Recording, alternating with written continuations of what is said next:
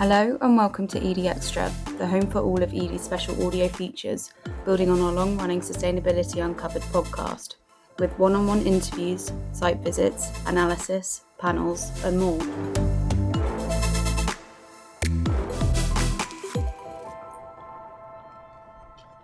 Hello and welcome to Edie Extra. Building on the success of Edie's long-standing Sustainability Uncovered podcast series, Edie Extra is the place to find all the in-depth conversations with sustainability professionals about sustainability professionals.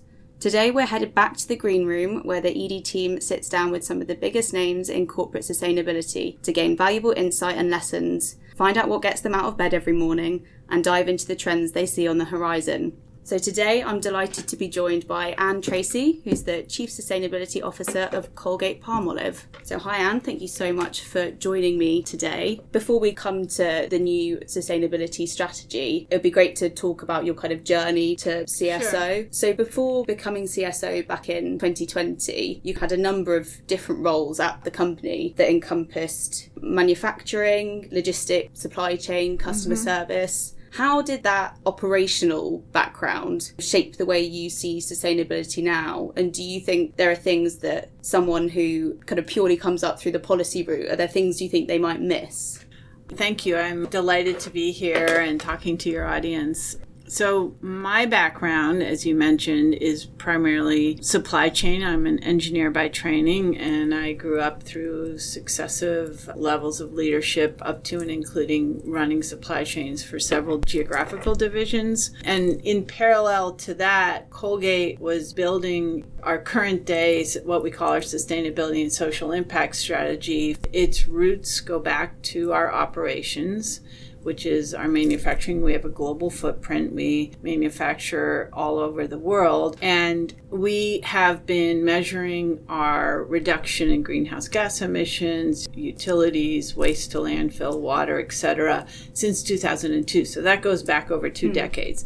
And a lot of that work, it was born initially from environmental compliance, and then it grew into the 2010s to 2015s, focused more on the climate science. And then now it's kind of grown up to be more anchored in, what does it mean to the consumer? And we'll talk more about our future strategy in a minute. But really a lot of that work, the heavy lift, was operational because we are a manufacturer around the world. So I do think that my background in supply chain, because I was actually responsible for executing a lot of those initiatives, was a great foundation for the role I'm in today. What I think is really fascinating and is interesting is if you talk to my peers, we come from all different backgrounds. So, I have a close friend, a peer, who came up through product development. Others come from the legal side. So people are coming from all angles here. And I believe, like Colgate, it was natural to come and emerge out of the supply chain. I believe there's no one size fit all, and that depending on your industry sector, one profession might be better than another, perhaps, or lend itself. And companies are at different stages of maturity in this journey. I think policy is important. Technical functionality is important. Maybe that'll converge at some point. It hasn't really yet. For those who come up through the route of a bigger focus on, let's say, government affairs, legal, or policy, I think successful CSOs align themselves with the technical side of the business to make up for that gap. And the flip side is true in my case as well, because I'm less on the policy side. So I think CSOs have to be a bit ambidextrous and try to play up to their strengths, but at the same time know where the gaps are and align themselves, because we do have to work across all functions in the company. So you naturally do that. Yeah. And in terms of Colgate-Palmolive's broader sustainability approach, a lot of the time sustainability is talked about in terms of trade-offs and sacrifices, but you guys have spoken about it as this win-win-win principle. So could you talk us through what that actually means in practice? Yeah, let's start with our purpose, which we take very seriously. Our purpose is reimagining a healthier future for all people, their pets, and our planet. So that's our company purpose. That guides our, what we call our business strategic framework, first and foremost. Okay, so it starts with where are we headed as a business? What is our overall strategy? And sustainability has a role, has real estate on that strategy. And looking forward to 2030, we call it value creating sustainability. So as a transformative enabler to the rest of the strategy. So as a transformative enabler, it sits between operational excellence and our AI and digital transformation. So that's how we think of it in terms of our overall strategy. So what does that mean when it comes to win-win-win? We had to define, what does value creating sustainability mean to us? So we coined this kind of principle called win-win-win. The first win is for the consumer, and it's about creating perceivably superior, more sustainable products, which can go hand in hand, to build brand trust. So delivering great products to consumers that they can trust.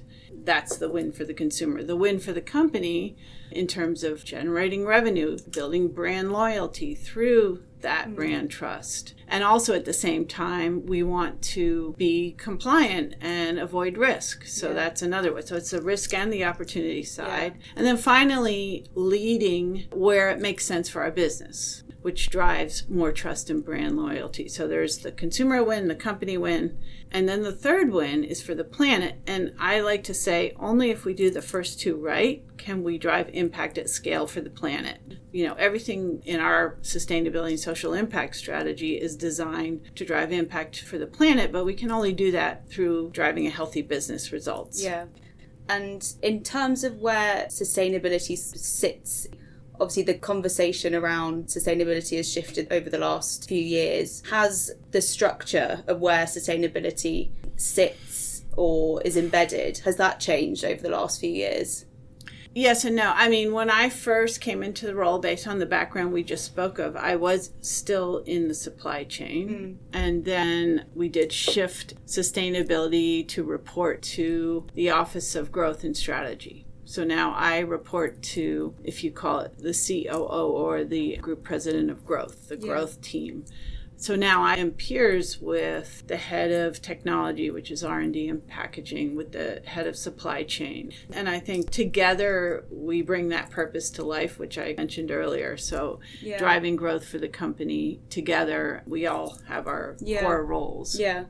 For the finance function, because sustainability is increasingly being spoken about differently. It's not an add-on, it's now a risk, and it's a financial risk. It's a fiduciary responsibility, What do the conversations look like with the CFO, for instance? And do you think those conversations have changed? Evolved, yes. Yeah. Over the past few years, they certainly have, especially with the shift towards mandatory reporting. You're very familiar with CSRD, and we will participate in CSRD Wave 2. It certainly has shifted in a very positive way because we have SBTI-approved net zero targets, and we can't accomplish those without alignment with our CFO and his office as well. You know, I'm very fortunate I have a very progressive CFO. He has to manage, we're a U.S.-based company, the quarterly challenges and everything going on, the risks that we face day in and day out, but he also, I think, has a healthy balance of thinking of the long term for the company and where we need to head, which is, I like to say, the role of sustainability is to help us, while we're managing the day-to-day volatility, which we're all facing, every business faces, my role is to help us keep one foot grounded in the long term. And he appreciates that perspective that we bring. And in terms of the way conversations are framed with the board, I thought it was interesting how you talked about the different sustainability commitments. So you separate them into shields and swords. So the kind of compliance-driven side versus those that can create value. How do you sort of use that distinction in practice, and which bucket do you think is growing faster at the moment? Yeah, and that's a metaphor that I started using actually throughout our 2025 strategies. So let's talk about our strategies for a minute. We're sunsetting 2025. Maybe it's better to anchor ourselves going forward in our 2030 strategy. We started when we were working on the 25 strategy, frankly, with a blank sheet of paper, and we really stepped back and said, what is it we should be focused on? And we had a lot of key inputs. You know, we're just now, in a few weeks, going to release our report for 2025, which will reflect our accomplishments over the last 5 years. But going forward to 2030, I call it an evolution, not a revolution, because in some cases we met our targets, in other cases we still need to pursue some of them.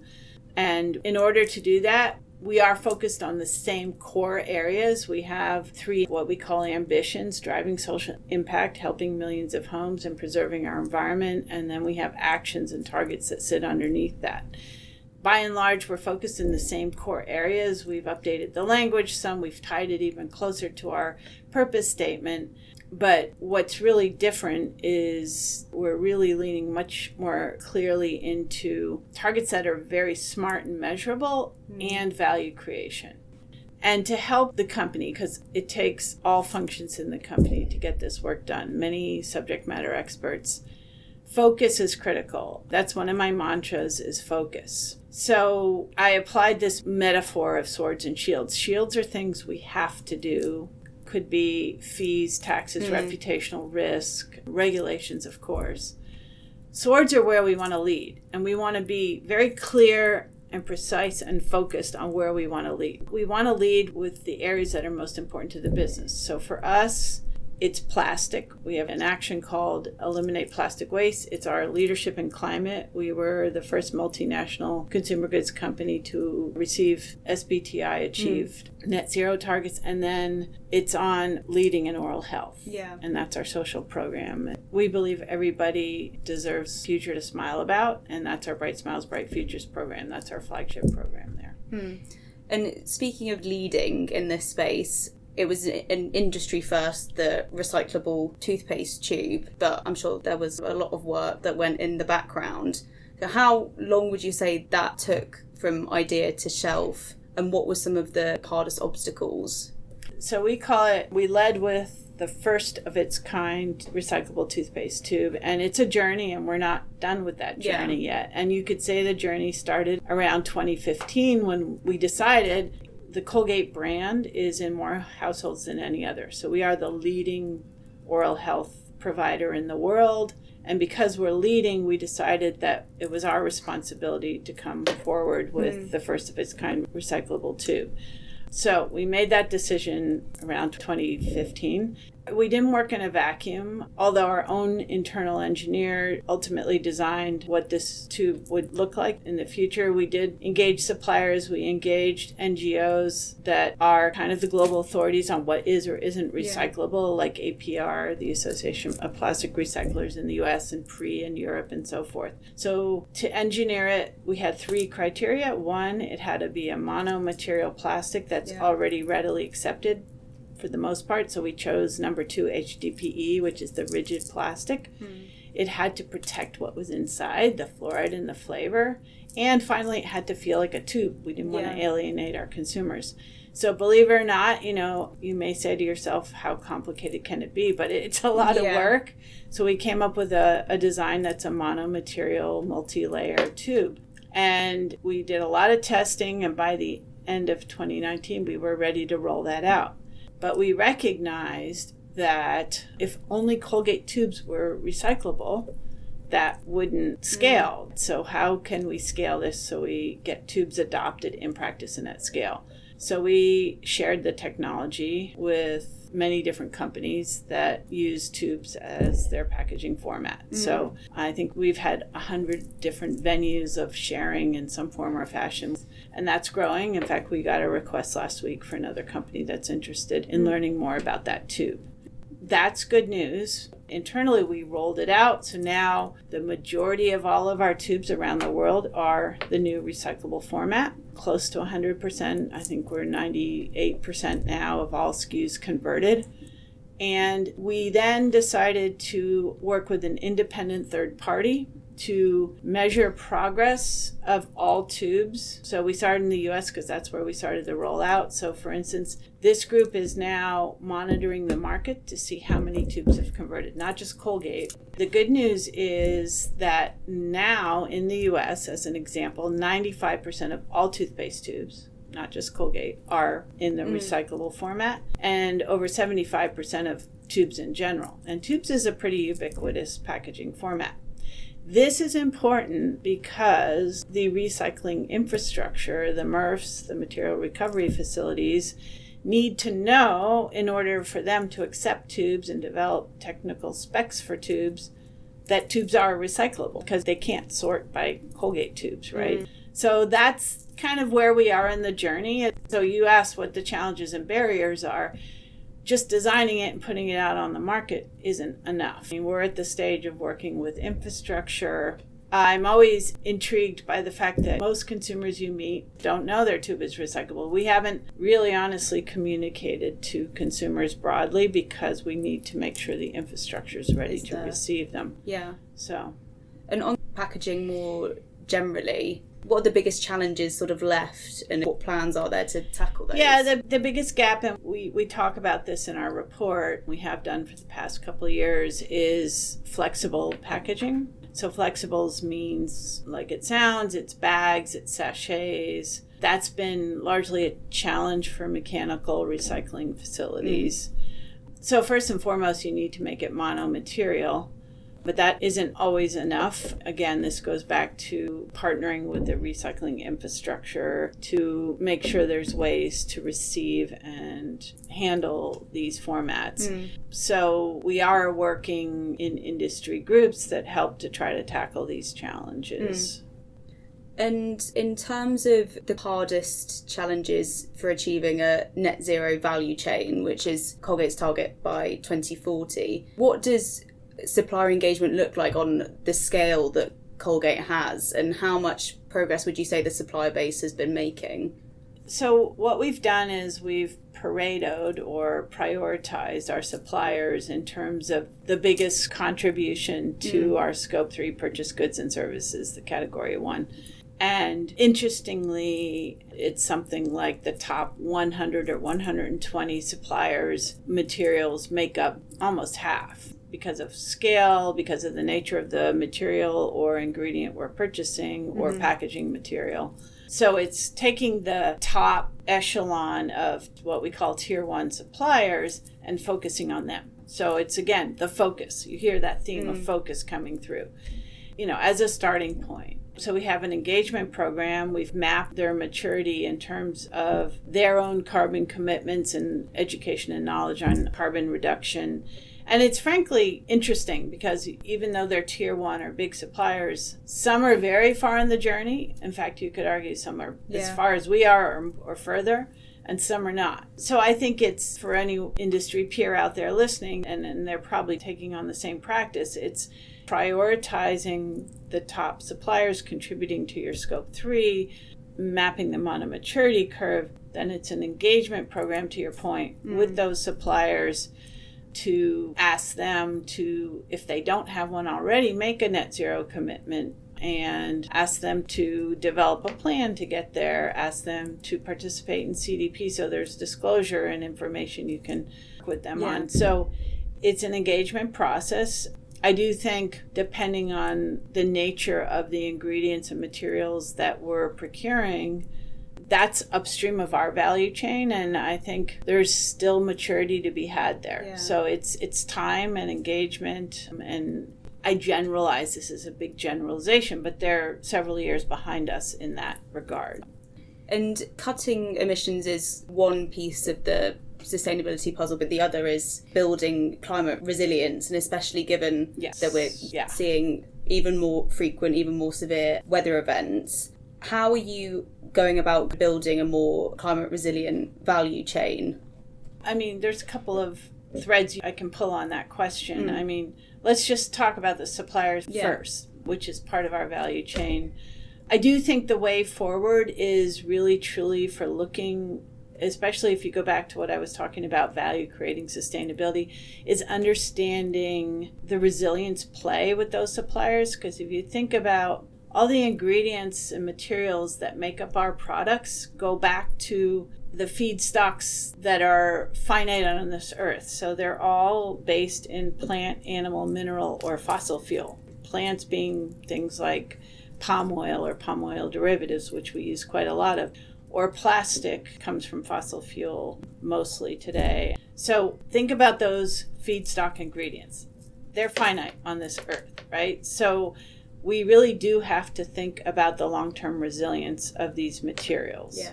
And sometimes I'm a little envious of my food and bev partners because they are all talking about regen ag right now.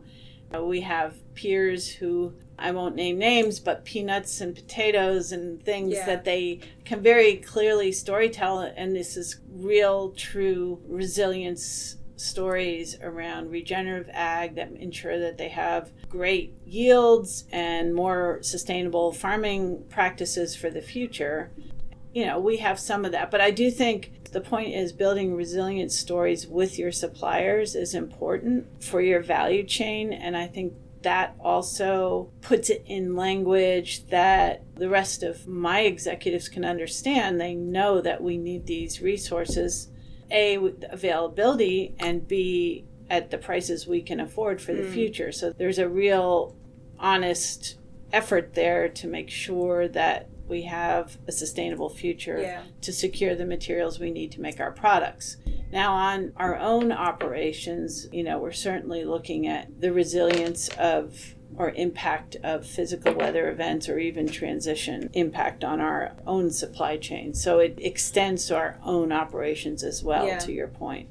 And in terms of the climate plan, sustainability strategy, how do you go about embedding it and specifically communicating about it at a time, particularly in the US, where a lot of companies have kind of gone a bit quiet in terms of ESG?